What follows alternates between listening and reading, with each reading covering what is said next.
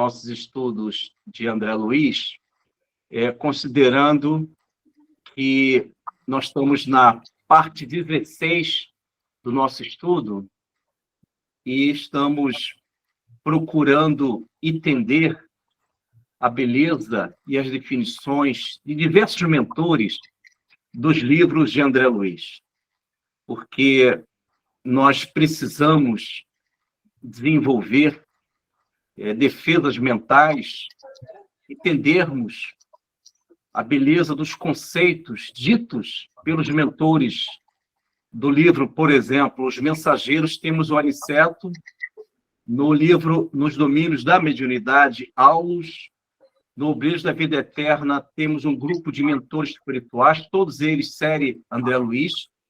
No Obreiros da Vida Eterna temos Zenóbia, Padre Hipólito, Luciana, Jerônimo.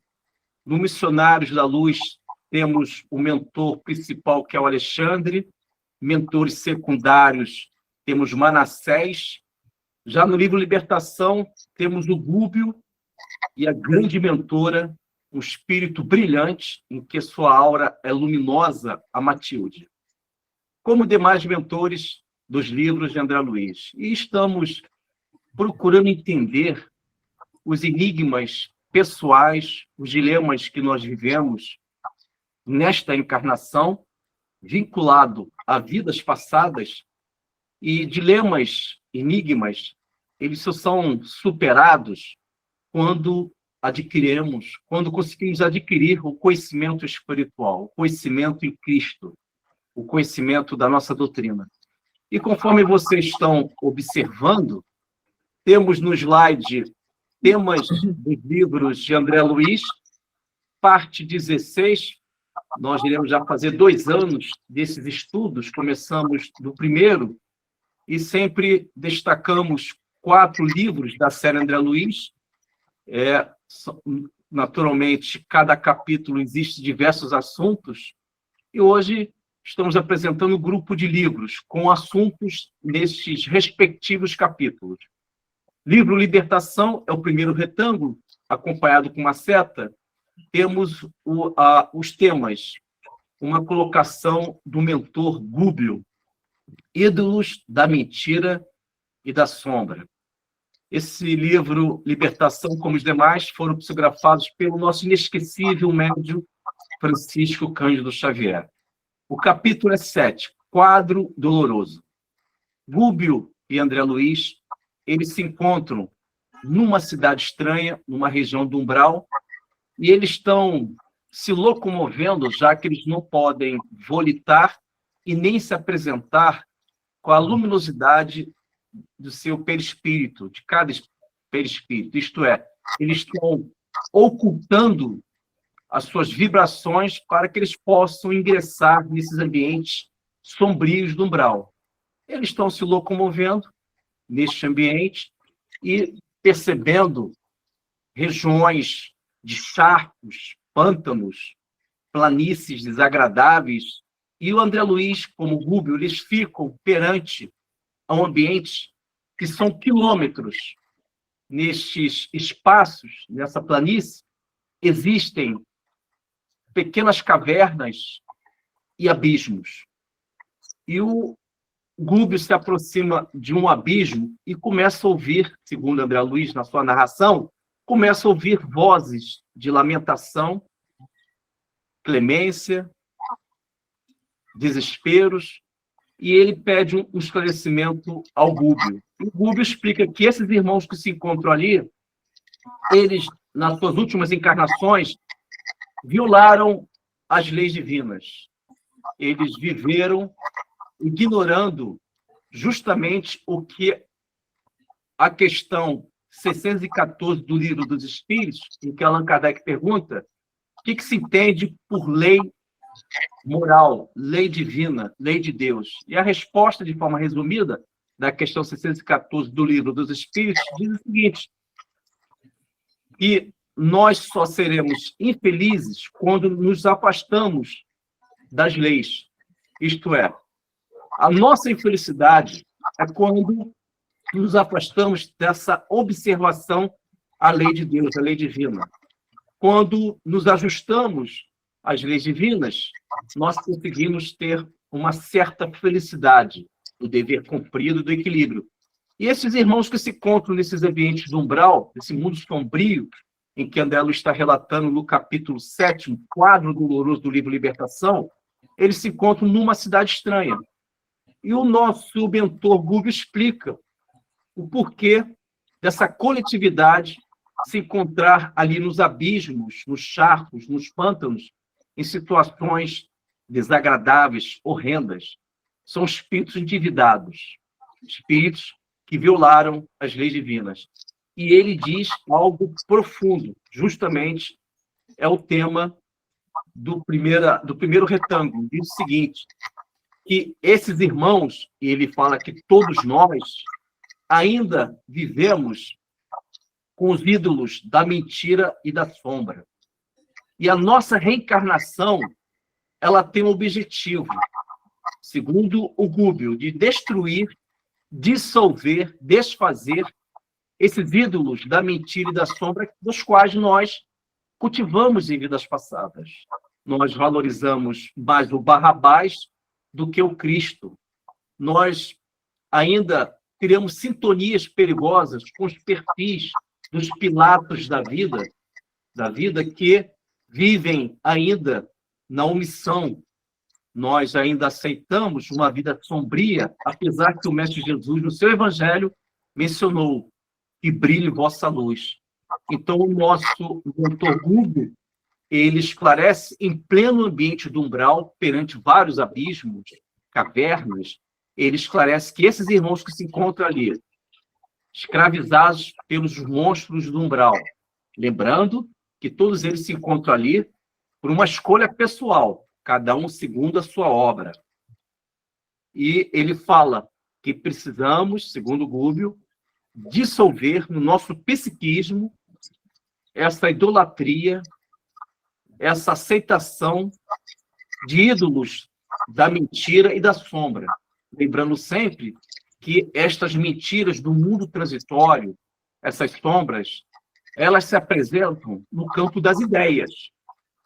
Nós geramos sintonias com ideias transitórias, venenosas do mundo, em que ainda não conseguimos escolher a porta estreita do Messias, ainda escolhemos a porta espaçosa.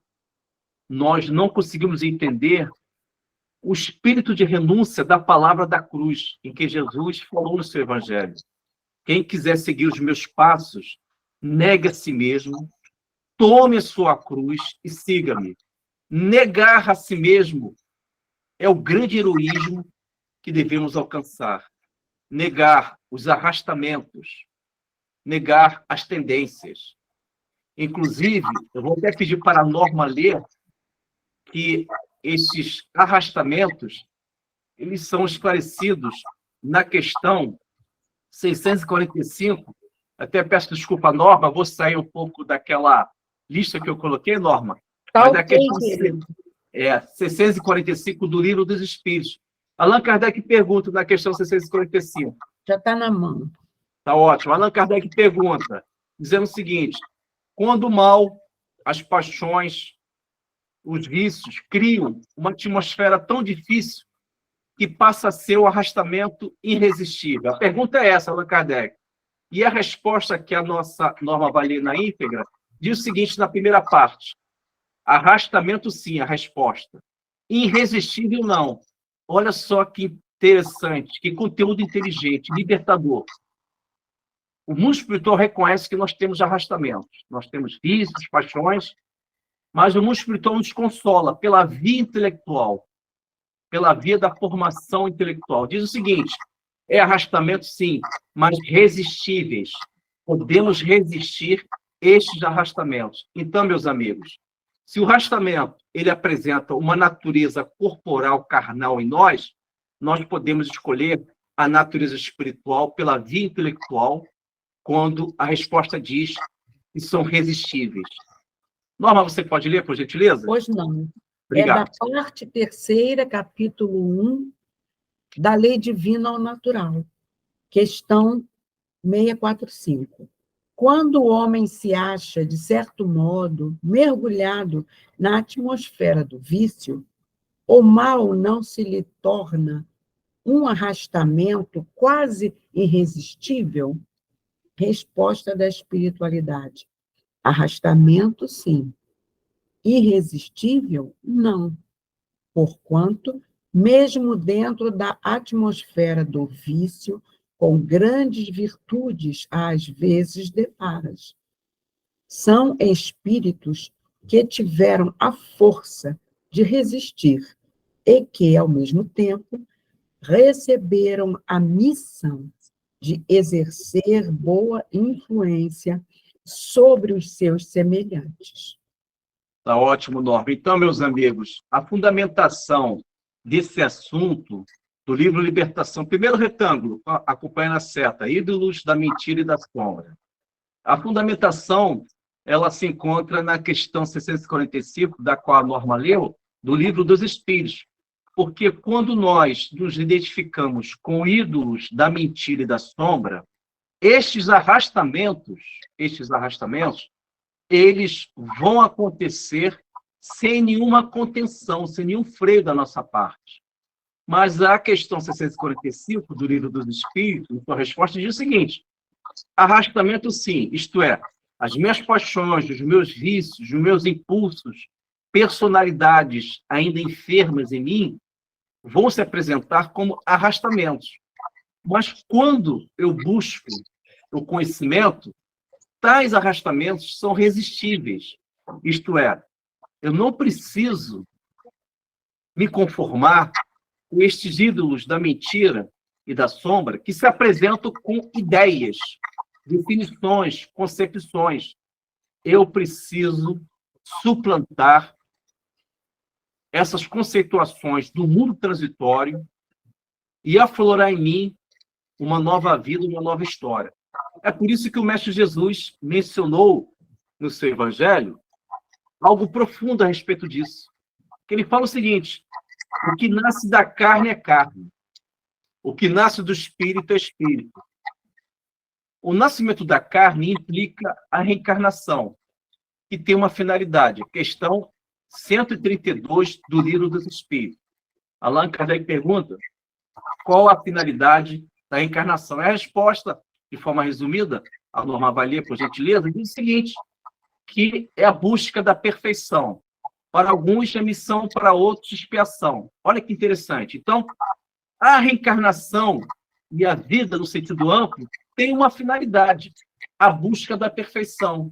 E esta perfeição vai nos levar o que o Kardec mencionou na questão 112, que ele classifica o espírito puro. Espírito puro é aquele que não tem nenhuma influência da matéria.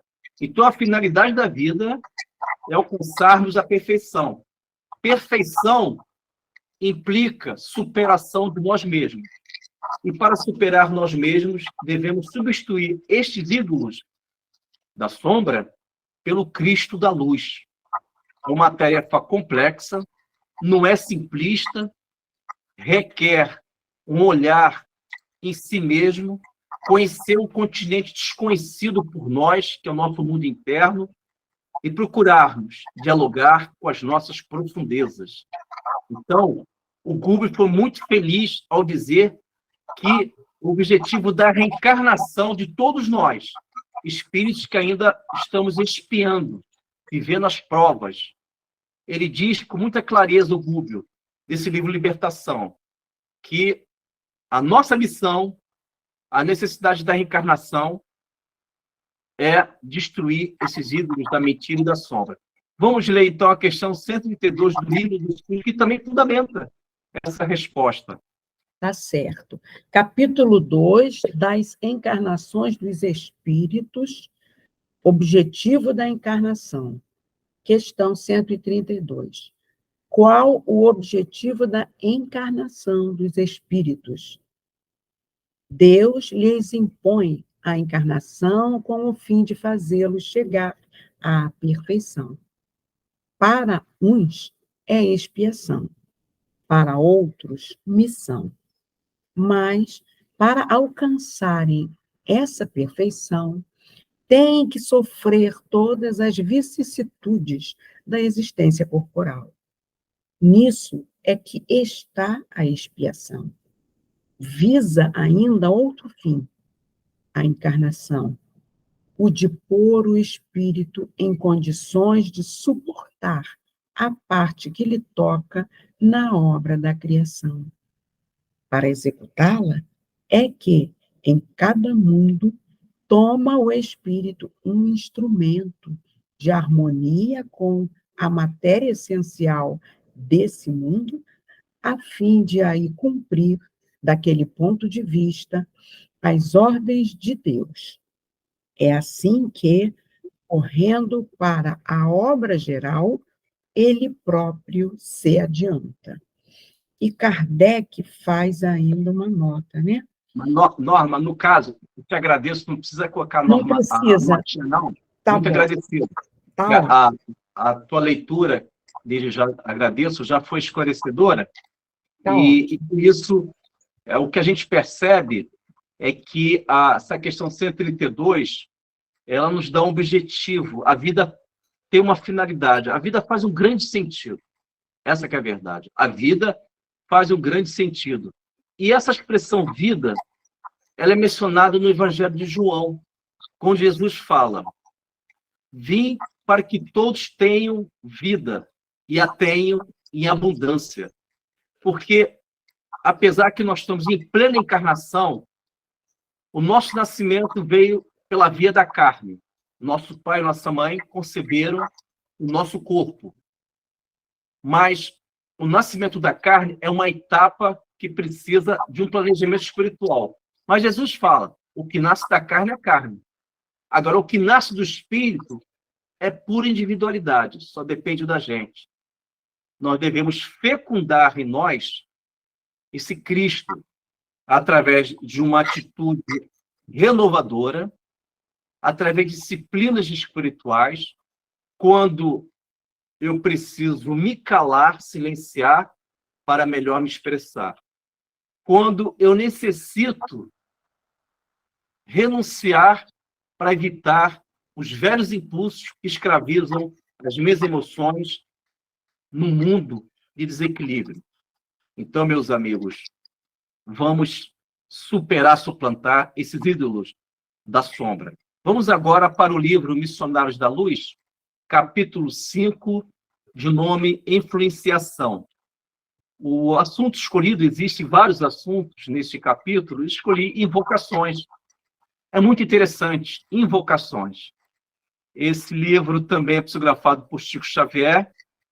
O mentor é o Alexandre, que está orientando o André Luiz. E o nosso mentor Alexandre, ele está esclarecendo a respeito de um grupo de médiuns que estão numa casa espírita, recebendo orientações do desenvolvimento mediúnico, e uma senhora com seu filho, eles participam desse grupo mediúnico. Ao sair do centro espírita, eis uma orientação interessante, que esse capítulo 5, Influenciação, explica algo profundo, com o tema invocações. Quando a mãe e o filho saem do centro, existe no mundo astral, daquela via urbana próximo do centro, alguns espíritos encarnados. São 3. Um é o companheiro que desencarnou, essa senhora ela é viúva, e tem o marido dela que desencarnou, que está aguardando ela sair do centro. Quando ela sai, ele se aproxima. E existe um fenômeno muito estranho, curioso. Ele, ao se aproximar da esposa, ele não foi um espírito equilibrado, aquela luz que ela conseguiu no ambiente, na ambiência do seu espírito, se apaga com a presença do marido falecido que está desencarnado ali e tenta acompanhar a esposa. Aí o André Luiz pergunta por que ele está acompanhando ela. Aí o Alexandre explica que ele não foi um marido equilibrado, não foi um companheiro voltado para o sentido da família espiritual, e ele está vampirizando a sua própria esposa. Meus amigos, minhas amigas, o ex-cônjuge desencarnou, a viúva continua na nossa dimensão física, e o seu companheiro que desencarnou está vampirizando, porque ele está desequilibrado. E ela, quando sai do centro espírita, a sua aura estava luminosa, porque ela estava na oração, na atividade do bem. Quando ele se aproxima, apagou aquela luz que até então ela conseguiu momentaneamente no centro.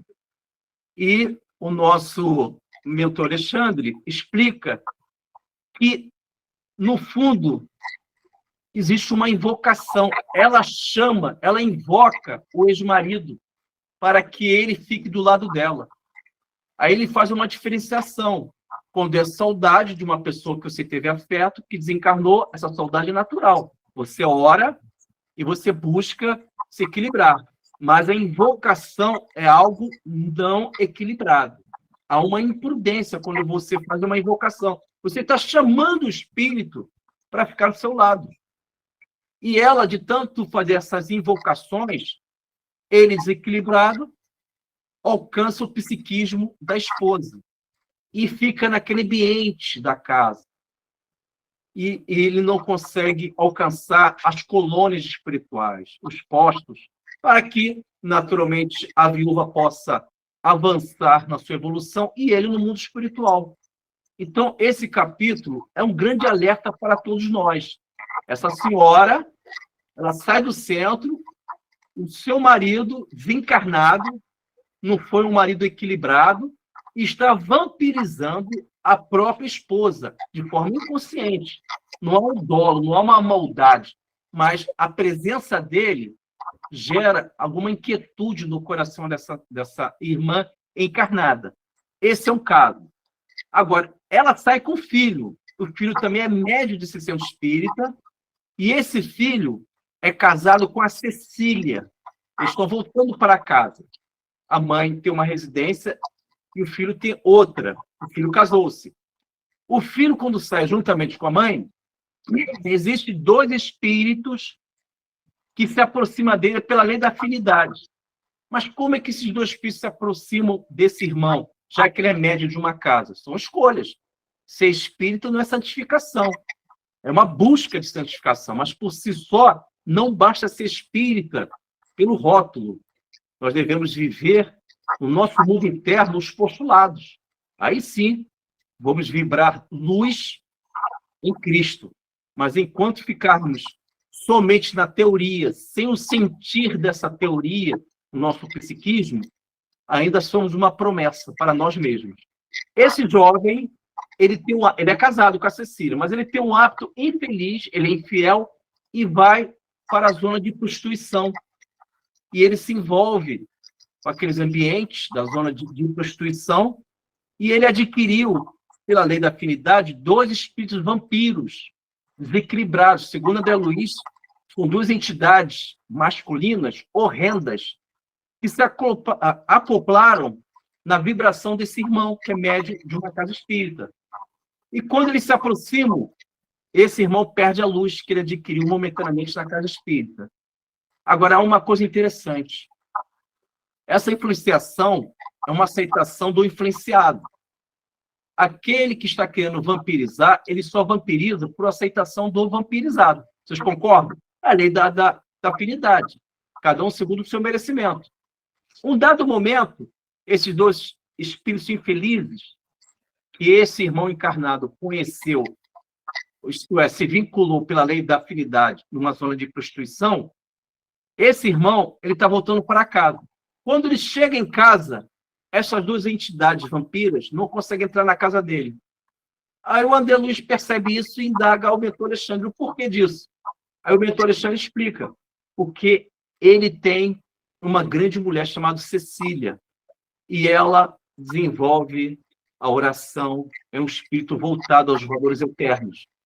A presença da Cecília, que é a esposa desse irmão médio de uma casa espírita, a presença dela na casa, por ser uma mulher voltada para a espiritualidade, ela criou uma rede vibratória defensiva da própria casa dela. Ela gerou uma defesa vibratória. A presença dela impede que estes dois vampiros entrem na casa desse médium que é o marido dela. E o André Luiz convidado pelo mentor Alexandre, entram na casa da Cecília, os dois vampiros estão lá fora e esse irmão entra. Quando ele entra, há um fenômeno extraordinário, em que esta irmã, o marido e a Cecília dormem, ela sai pelo desdobramento e começa a orar. E ela conversa com o mentor Alexandre e André Luiz, para que eles possam entrar na casa e orar com ela. Ela desdobrada. E ao orar, ela começa a gerar partículas luminosas na região do coração, do chakra cardíaco, e esse coração dela vai ganhando vida em termos vibracionais e geram chamas de luz, focos de luz. E essa luz é direcionada para o marido dela, que está deitado, dormindo.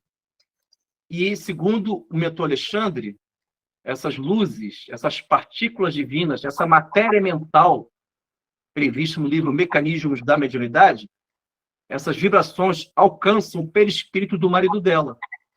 E na região mais delicada do corpo do perispírito do marido dela, existem focos de bactérias astrais inferiores. São vibrações pesadas. E esta oração com essa luz vai dissolvendo essas vibrações escuras, deletérias, miasmas.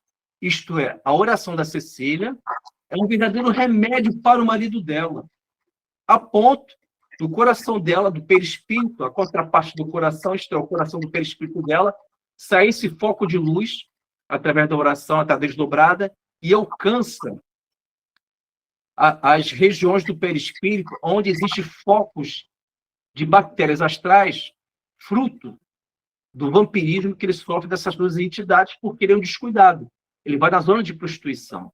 Então, meus amigos, a oração da Cecília está ajudando o marido dela a resistir essa fase difícil de ele não ser fiel, dele ainda, infelizmente, se envolver em zona de prostituição e estar exposto a esse vampirismo pela lei da afinidade. Por isso que é importante a oração e evitar a invocação. Orar é você se lançar mentalmente ao fluido universal. E através da oração, você ganha vida, e vida em abundância. Vamos para o livro E a Vida Continua, é o terceiro retângulo, acompanhando a seta, Complexos de Culpa. O livro E a Vida Continua é também uma psicografia do nosso inesquecível Francisco Cândido Xavier, e vamos estudar hoje o capítulo 11, Ernesto Fantini. Existem diversos assuntos, e hoje destaquei Complexos de Culpa. Para quem já leu, existe até o filme, Ernesto Fantini chega na vida espiritual em que, dolosamente, ele tentou matar um opositor, fruto do ciúme perante a esposa dele. Ele tentou matar esse opositor. E esse opositor está desencarnado, e ele chega com esse peso na consciência. Ele chega nessas condições. E é interessante, esse complexo de culpa, esta expressão a do mentor Tobias, do livro E a Vida Continua.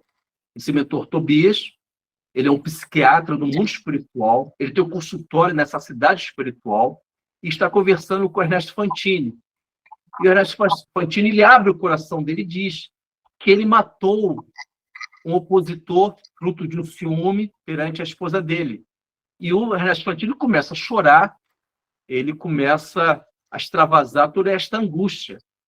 E o nosso mentor Ribas explica para o Fantini, da vida espiritual, que esses complexos de culpa podem levar todos nós a obsessões complexas e até a loucura, alienações mentais. Devemos tomar um certo cuidado quando a culpa vai além da terapia do arrependimento, porque a culpa ela pode nos conduzir ao arrependimento, que é um valor importante para as nossas vidas. Você se sente culpado, se arrependeu. Mas quando a culpa gera uma recordação penosa, Os espíritos infelizes, desafetos, que observam a gente, eles podem, em nossa culpa, nos colocar mentalmente em vidas passadas. Vou repetir. A culpa, ela é um instrumento importante para que possamos cair em si. Perfil do filho pródigo, segundo o Evangelho do Senhor Jesus. O filho pródigo cai em si. Ele vê os porcos, ele vê aquelas condições que ele está vivendo ali, ele cai em si, segundo o Evangelho. Esse cair em si é quando a culpa ela passa a ser uma terapia para alcançarmos o arrependimento. Esse arrependimento vai nos conduzir a um contraste, um discernimento do bem e do mal, daquilo que é correto e daquilo que pode violar a lei divina. Então, a culpa tem uma função importante. Só que quando a culpa ela é excessiva, aí que mora o perigo. Porque você pode se fixar emocionalmente, mentalmente, na culpa, e você fica com a monoideia, uma ideia única. Você fecha a tua mente como se fosse um circuito fechado. Você não permite pensar de forma salutar, otimista, vibrante no caminho do bem.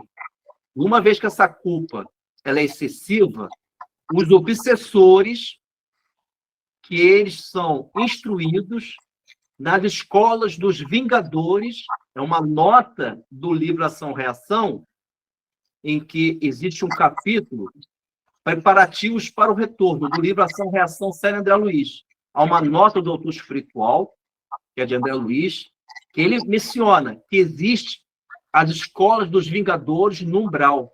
Essas organizações criminosas no umbral dos abismos, desses mundos sombrios, existem escolas dos vingadores. Eles ensinam como o obsessor vai se vingar perante o espírito encarnado que somos nós. E uma das orientações, instruções dessas escolas dos vingadores, esses ambientes horrendos, terríveis, é estimular o remorso, a culpa excessiva. E uma vez que você fique nesse remorso penoso, de culpa, eles colocam a nossa emoção, a nossa mente, no passado. E se você ficar no passado, você não desenvolve a reforma íntima. Você não se renova como espírito. E você vai viver as condições de um espírito ainda com a rigidez das velhas culpas, com as características no campo da personalidade, o que levou você a errar. Isto é, se você não se renova, você é o mesmo que levou você à reencarnação. Se você não é um homem novo, uma mulher nova, você não vai conseguir alcançar o Cristo em você, que é a crucificação dessas impurezas. O que é a cruz? A cruz é o lançamento do ego na cruz para que o Espírito Eterno possa ressuscitar, simbolicamente dizendo.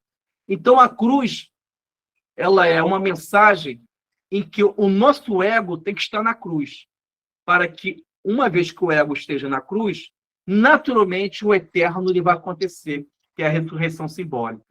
Então, meus amigos, cuidado com os complexos de culpa. Devemos substituir a culpa pela responsabilidade. E a responsabilidade, ela pode alcançar a caridade, o amor que cobre uma multidão de pecados. E o Ernesto Fantini, orientado pelo mentor Ribas, falou o seguinte, que ele só não foi para a loucura, na última encarnação dele, que ele tinha uma estrutura psicológica resistente, porque ele ficou na encarnação inteira após o ato dolosamente querer matar o seu opositor, e incrível, não foi ele que matou, foi um outro. Houve ali um drama muito curioso nesse livro, no livro, não o filme, no livro. Mas ele não alcançou com o seu tiro o opositor que estava tentando se envolver com a mulher dele. Foi um outro, mas mesmo assim ele teve a intenção, vale o dolo. Inclusive, a intenção para o mundo espiritual é a verdadeira regra. Inclusive, vou até pedir para a Marta ler, que vai fundamentar esse estudo que nós estamos fazendo do livro A Vida Continua, capítulo 11, do assunto complexo de culpa. Eu vou pedir, por gentileza, a amiga Marta, ler a questão 655, em que a resposta fala o seguinte: a intenção constitui a regra. Vou repetir. A pergunta, ela até tem um sentido genérico, mas uma parte da resposta, ela vai nos ajudar a entender que a intenção constitui a regra. Nós seremos analisados, examinados pelo mundo superior pelas nossas intenções. E a intenção do Fantini era matar o opositor. E ele carregou esse complexo de culpa a encarnação inteira, até desencarnar, chegou no mundo espiritual. Em termos mentais, ele, esgotado, aurido, mas viveu esta experiência. Então, sentiu culpa, alcançou arrependimento, ok, quero ser um homem novo, uma mulher nova, quero me redimir, quero resgatar meu erro. Ótimo. Agora, se a culpa é excessiva, você pode ser objeto de obsessões, em que o seu obsessor, através de uma culpa excessiva, ele vai te colocar, ele vai fixar sua mente numa monoideia, numa fixação mental, e você não vai conseguir viver de forma equilibrada. Aí vem a depressão, aí vem o pânico, aí vem algumas inquietações que podem, não é uma regra única, que podem ser consequências dessa culpa excessiva. Então, sentiu culpa, procura substituir a sua culpa pela caridade. Sentiu aquele arrependimento salutar, alcança a necessidade de resgatar aquilo que você se equivocou. E toda esta dinâmica vai fazer com que você saia da condição de Saulo de Tarso, lembrando Saulo de Tarso, você sai dessa condição de Saulo de Tarso e entra na condição de Paulo de Tarso. Nós estamos sempre trilhando o caminho de Damasco da nossa vida. Caímos do cavalo, isto é, saímos do ego, e ao cairmos do cavalo, ficamos ajoelhados perante o Cristo. E ao ficar perante o Cristo, devemos sepultar o Saulo e aceitar o Cristo em nossa vida, tornando-se o Paulo. Aí sim iremos alcançar a cidade, simbolicamente dizendo, a cidade de Damasco da nossa vida, ou a terra prometida. Tu pode ler, Marta, por gentileza? Qual é a questão, o meu querido? É 655. 655. Isso. É parte terceira, capítulo 2 da lei de adoração, é essa? Isso. Merece censura aquele que pratica uma religião em que não crê do fundo da alma, fazendo-a apenas pelo respeito humano e para não escandalizar os que pensam de modo diverso? Resposta: nisso, como em muitas outras coisas, a intenção constitui a regra. Não procede mal aquele que, assim fazendo, só tenha em vista respeitar as crenças de outrem. Procede melhor do que um que as ridicularize, porque então falta a caridade. Aquele, porém, que a pratique por interesse e por ambição, se torna desprezível aos olhos de Deus e dos homens. A Deus não podem agradar os que fingem humilhar-se diante dele tão somente para granjear o aplauso dos homens. Muito agradecido, Norma, muito agradecido. Sim, querido. Então, vocês perceberam que dentro da resposta existe uma orientação profunda para as nossas vidas.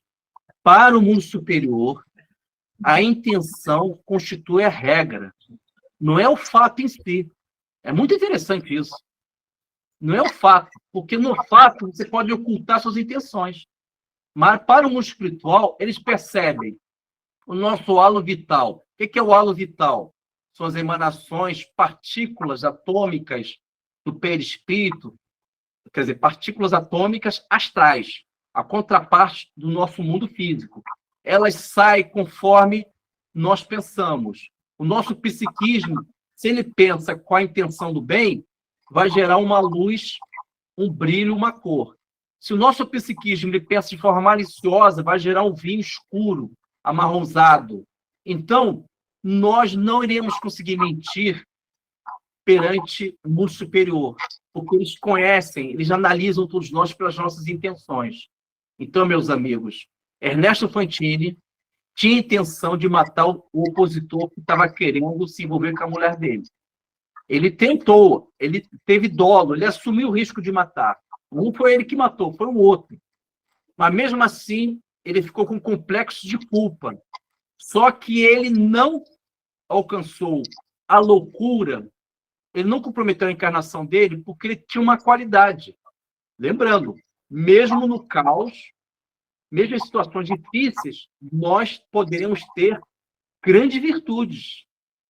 Às vezes, as virtudes nascem quando nós estamos no meio do pântano na vida, quando nós estamos no meio do lodo, do charco, e é bem simbólico. Vocês já perceberam que no pântano é possível nascer orquídeas? Então, às vezes, naquele aspecto sombrio da vida que nós podemos estar vivendo, ainda assim podemos ter resistência e grandes virtudes. Por isso que é fundamental entregarmos o nosso coração, nosso espírito, à água viva do Messias. A água viva no sentido de beber dessa oração, conversar com o Mestre, conversar com Cristo, porque existem pessoas que superaram o suicídio pela oração. Vocês sabiam disso? Às vezes aquela pessoa ela está diversas encarnações, ela está repetindo o padrão de suicídio nela. Inclusive, no livro Céu e Inferno, de Allan Kardec, tem um capítulo Suicidas, e há uma informação, um daqueles capítulos, de um suicida chamado Industrial. Ele tinha uma indústria, ele já estava na 4ª reencarnação como suicida. Reencarna e, quando a situação dele fica difícil em termos materiais, ele passa dificuldade financeira, ele, infelizmente, com a mona ideia, fixado na culpa do passado, ele não vê outro caminho senão pelo suicídio. Então, outra situação que devemos entender em nós e superar. Cuidado com o fatalismo do mundo material. Vou repetir, não existe fatalismo no mundo material. Tudo aqui é transitório, tudo aqui é efêmero. Qualquer pensamento que você dê um certo fatalismo, isto é, você é a minha única razão para viver. Isso é perigoso, isso é fatalismo. Que se a sua companheira lhe prejudicar, se ela for um espírito maturo, a tua única razão pode lhe conduzir a uma loucura, inclusive o suicídio. Então, em vez de você ter uma única razão de viver, que pode gerar um fatalismo perigoso, você tem que ter diversas razões para viver. A sua esposa, o Cristo, a formação intelectual, a busca filosófica da vida, entender a vida no aspecto filosófico. São valores que você tem que ter para que você tenha razões para viver. Nunca tenha uma única razão.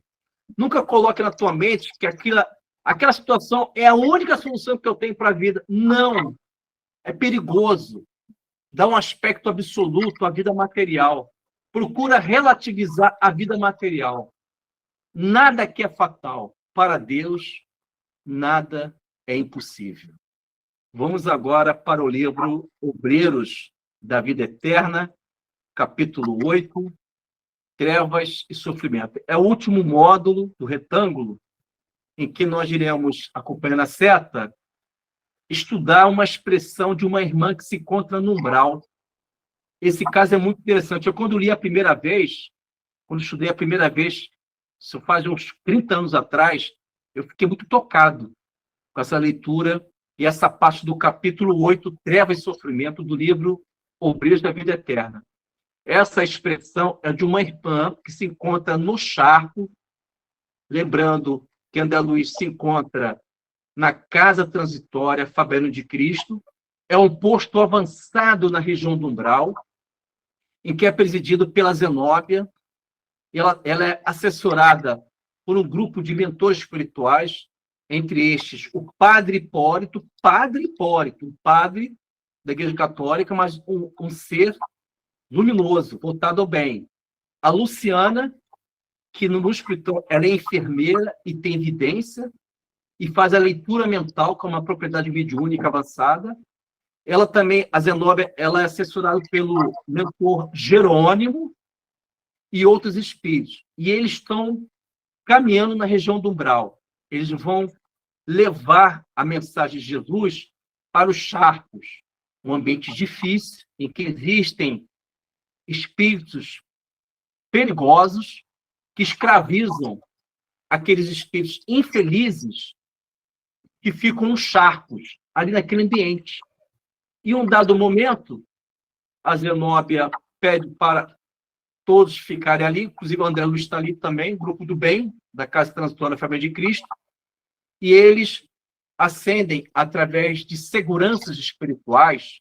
Espíritos, quando falam de seguranças espirituais, lembram os Exus da Umbanda, que são espíritos que vão dar segurança mesmo. Vocês imaginam que eles estão na região do umbral. Ali, quase na sua totalidade, o psiquismo é voltado ao mal. Então, tem que ter segurança mesmo. E eles colocam uma rede protetora luminosa, acendem as tochas e começam a iluminar o ambiente. André Luiz, quando vê tudo iluminado, ele diz: começam a sair pessoas dos charcos. Olha só, gente.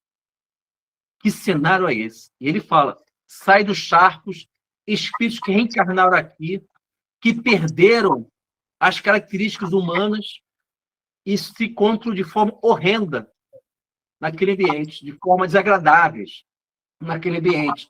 E eles se aproximam dos mentores espirituais, isolados, é claro, os mentores, através de uma rede protetora, e o padre Hipólito começa a falar de Jesus, de espiritualidade.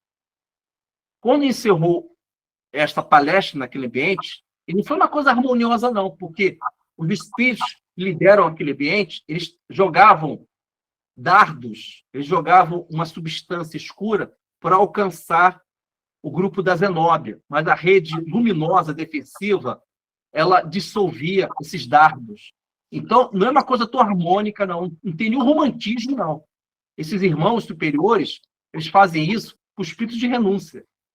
Ao finalizar, eis aí as palavras dessa irmã.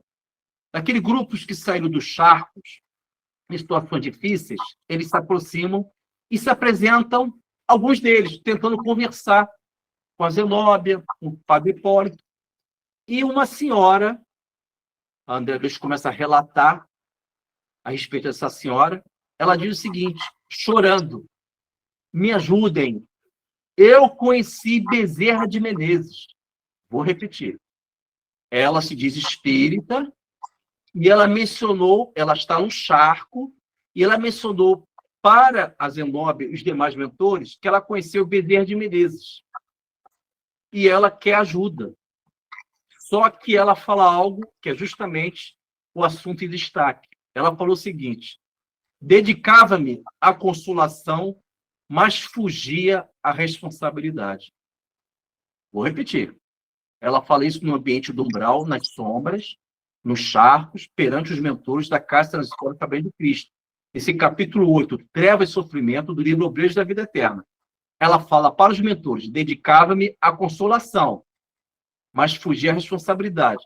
Ela quis dizer o seguinte, que ela, numa encarnação inteira, ela tinha a preocupação única da consolação da nossa doutrina, mas fugia da responsabilidade. E qual a responsabilidade? Pode ser várias responsabilidades. O ambiente do lar, ou a busca da sobrevivência honesta, ou a reforma íntima, que é uma responsabilidade que nós temos, modificar para melhor. Se eu sou um peso para a minha família, eu tenho que diminuir esse tipo de presença. Eu não posso entrar na sala da minha casa e todos saem. Tem uma coisa estranha nisso. Eu tenho que perceber. Então, meus amigos, essa senhora falou algo que me levou naquela oportunidade, quando eu estudei a primeira vez, a uma introspecção. Será que eu estou buscando na nossa doutrina só para consolação? E a minha responsabilidade? da minha reforma íntima, da mensagem da cruz de Jesus? Será que eu estou negando a mim mesmo nos meus arrastamentos, nas minhas tendências? Será que eu entendi que a luz só brilha de dentro para fora? Eu não posso tornar nada artificial quando fala-se no Evangelho do Senhor Jesus? Então, esta irmã colocou com muita clareza que ela buscou somente a doutrina, porque ela conheceu o Bezerra de Menezes. Repito, o André Luiz está com a Zenóbia, Jerônimo, Padre Hipólito, Luciano e demais irmãos numa região do umbral. Eles estão fazendo uma palestra. Quando eles acendem as tochas, André Luiz fica perplexo, que sai dos charcos, aqueles ambientes horrendos, vários espíritos que encarnaram na nossa dimensão física e perderam os aspectos humanos, estão desagradáveis. Entre estes está presente uma senhora após a palestra, que ela fala que conheceu Bezerra de Menezes, mas ela não levou a sério a responsabilidade da doutrina, ficou somente na consolação, isto é, ela fez uma sabotagem, ela não conseguiu entender que transformação requer virtudes, não pode ser nada aparente. E esta verdade vale a pena meditarmos durante semanas, talvez nessa encarnação, as palavras dessa senhora. Porque se ela está lá, ela está dizendo o seguinte para cada um de nós: ó, eu estou aqui. E através da psicografia de Chico Xavier, eu estou avisando para vocês: não busquem somente o Cristo ou qualquer doutrina luminosa pela sua consolação. Busquem o Cristo pela responsabilidade que ele nos oferece, que é ter coragem de caminharmos para a Jerusalém da nossa vida. O que significa isso, Jerusalém da nossa vida? Jesus, antes de ele desencarnar na cruz, foi a última cidade que ele viveu, Jerusalém. Então, nós devemos caminhar para Jerusalém, em termos simbólicos, para que aquilo que nos gera desconforto em nós, devemos aprender a viver aquele drama.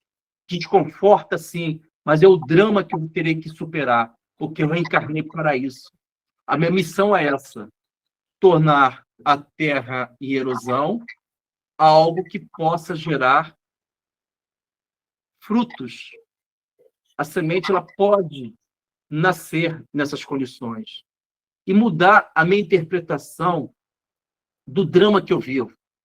O drama que eu vivo é semelhante a uma tempestade. Se eu entender que esse drama é uma tempestade, eu posso dar à tempestade aspectos positivos, apesar do temor. Mas como assim? Numa tempestade tem vento, concordam? Tem vento. Esses ventos vão poder espalhar as sementes das árvores e das plantas. Esses ventos, olha que interessante.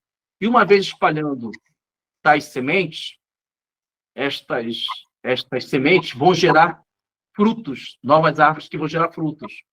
A tempestade traz o vento. A tempestade traz a água, a chuva, que vai irrigar essas sementes que vão gerar os frutos. Então, meus amigos, o meu drama, ele deixou de ser uma tempestade por si só. Passou a ser algo que pode me conduzir a uma relação mais pedagógica, a uma função, a um sentido, a uma finalidade. Com isso, meus amigos, finalizamos mais o estudo de André Luiz, e possamos buscar nossa doutrina pela responsabilidade e não somente pela consolação.